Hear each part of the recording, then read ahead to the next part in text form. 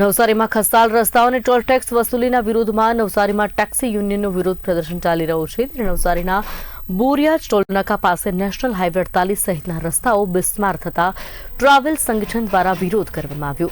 Road નહીં તો toll નહીં સાથેના સૂત્રોચ્ચાર પણ કરવામાં આવ્યા. તો ટેક્સી યુનિયનના પગલાને સ્થાનિક ટેકો પણ મળતો જણાય છે અને તંત્ર પર દબાણ વધતું જાય છે. હવે જોવાનું એ છે કે NHAI અને ટોલ મેનેજમેન્ટ કંપની આ મુદ્દાનો ઉકેલ ક્યારે અને કેવી રીતે લાવે છે.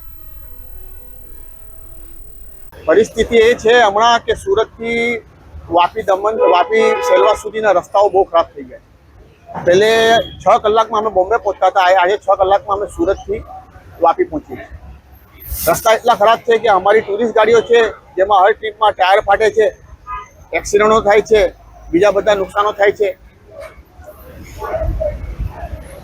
શું માંગણી એ છે કે તમે પહેલા રોડ બનાવો, એના પછી અમે ટોલ આપીશું.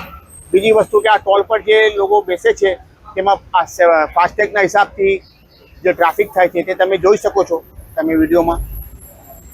ને અગર જો અમે કંઈ બોલવા જઈએ છીએ તો એ લોકો મારામારી કરે છે.